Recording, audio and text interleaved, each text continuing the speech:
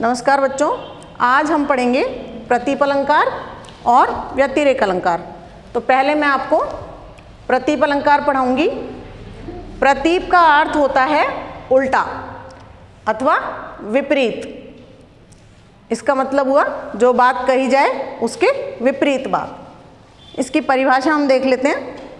काव्य में जहाँ उपमेय को उपमान और उपमान को उपमेय बताया जाए वहाँ पर कौन सा अलंकार होता है? प्रतीप अलंकार होता है। तो ये उल्टा इसीलिए कहा गया, उल्टा हो गया ना। जब हम पढ़ते हैं उपमा, रूपक, इन सारे अलंकारों में उपमेय से उपमान श्रेष्ठ होता है। उपमेय क्या है? जिसके लिए उपमा दी जा रही है, और उपमान जिससे उसकी उपमा दी जा रही है।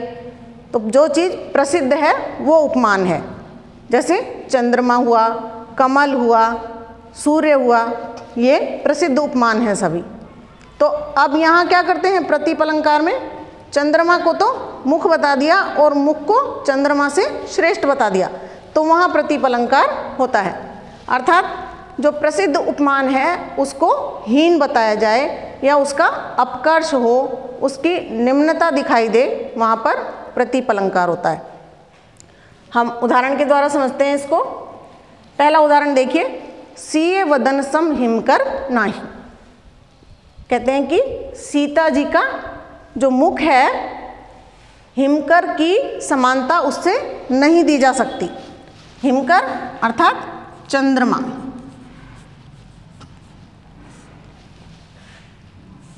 और ये है सीये वदन अर्थात सीता जी का मुख। तो देखिए, चंद्रमा प्रसिद्ध उपमान है। चंद्रमा बहुत सुंदर होता है, इसलिए सुंदर मुख वाली स्त्रियों की तुलना चंद्रमा से की जाती है। लेकिन यहाँ क्या कह रहे हैं कि यहाँ सीता जी के मुख के समान तो हिमकर भी नहीं है, चंद्रमा भी नहीं है। अर्थात चंद्रमा क्या हो गया? चंद्रमा हीन हो गया। सीता जी का मुख चंद्रमा से भी अधिक सुंदर है। तो यहाँ कौन सा अलंकार हुआ? प्रतीप अलंकार। दूसरा उदाहरण देखिए, मुख आलोकित जग करे कहो चंद्र के ही काम। कि नायिका का मुख जो है वो इतना सुंदर है, इतना प्रकाशमान है कि वो समस्त जग को प्रकाशित करता है, तो फिर चंद्रमा की आवश्यकता ही क्या है? अर्थात चंद्रमा हीन हो गया, नायिका के मुख से निम्न हो गया, उसका अपकर्ष हो गया। अतः यहाँ पर कौन सा अलंकार है? प्रतीप अलंकार। एक उदाहरण और देख लेते हैं। दृग आगे मृग दृग न कछूरी। नायिका के दृग अर्थात नेत्र, नायिका के नेत्र जो हैं वो इतने सुंदर हैं कि उनके आगे तो मृग दृग अर्थात हिरणी के नेत्र। सबसे सुंदर नेत्र किसके माने गए हैं? हिरणी के। प्रसिद्ध उपमान है। तो नायिका के नेत्र इतने सुंदर हैं कि हिरणी के नेत्र भी उसके आगे फीके पड़ गए हैं, उनकी सुंदरता घट गई है। तो नायिका के नेत्रों से निम्न हो गए, अपकर्ष हो गया प्रसिद्ध उपमान का। अतः यहाँ पर कौन सा अलंकार है? प्रतीप अलंकार है। अब बच्चों दूसरे अलंकार पर आते हैं, व्यतिरेक। व्यतिरेक का शाब्दिक अर्थ है अधिकता, अर्थात जो है उससे अधिक। इसकी परिभाषा देखते हैं अपन। काव्य में जहाँ उपमान की अपेक्षा उपमेय की श्रेष्ठता सिद्ध की जाए।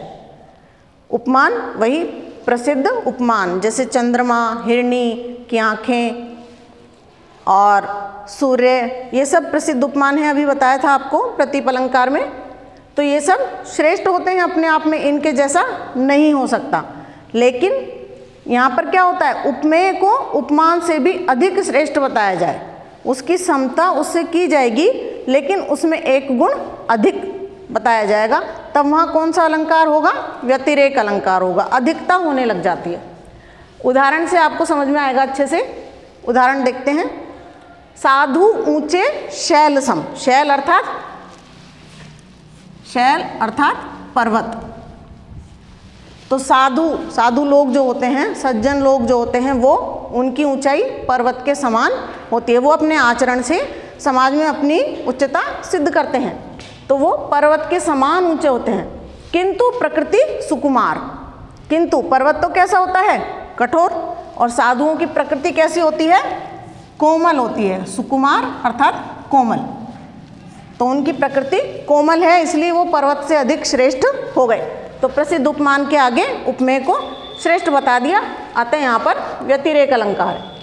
दूसरा उदाहरण देखो, मुख मयंक सो है सखी मधुर वचन सविशेष। कहते हैं कि नायिका का मुख किसके समान है, मयंक के समान। मयंक अर्थात चंद्रमा। नायिका का मुख चंद्रमा के समान है, परंतु उसकी विशेषता क्या है, चंद्रमा तो बोल नहीं सकता, परंतु नायिका जो है वो बोलती है, तो उसके मुंह से फूल झड़ते हैं। अत्यंत मधुर वचन बोलती है, अर्थात चंद्रमा से उसमें एक गुण ज़्यादा है। अतः यहाँ पर व्यतिरेक अलंकार है।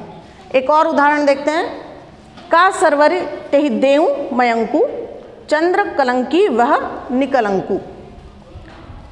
कहते हैं कि तेरे मुख को क्या मैं चंद्रमा की उपमा दूं। मयंक माने चंद्रमा, अभी बताया था ऊपर, और सरवर माने उपमा, समानता। तो तुम्हारे मुख की समानता चंद्रमा से नहीं की जा सकती, क्योंकि चंद्रमा में तो कलंक है, लेकिन नायिका का मुख जो है वो निष्कलंक है, उसमें कोई दाग नहीं है, तो वो चंद्रमा से एक गुण अधिक है। अतः यहाँ पर कौन सा अलंकार हुआ, व्यतिरेक अलंकार हुआ। आशा करती हूँ आपको प्रतीप और व्यतिरेक ये दोनों अलंकार अच्छे से समझ आ गए होंगे। बच्चों, परीक्षा में क्या है, प्रतीप और व्यतिरेक एक साथ ही पूछा जाता है, क्योंकि इनमें थोड़ा सा ही अंतर है। प्रतीप में तो उपमेय अधिक हो गया और उपमान कम हो गया, उपमान का अपकर्ष हो गया, और व्यतिरेक में उपमेय को उपमान से अधिक बताया जाता है। तो ये दोनों में अंतर भी पूछा जाता है। अतः आप ध्यान से एक बार पढ़ें और समझें। आशा आपको अच्छे से समझ में आएंगे। धन्यवाद।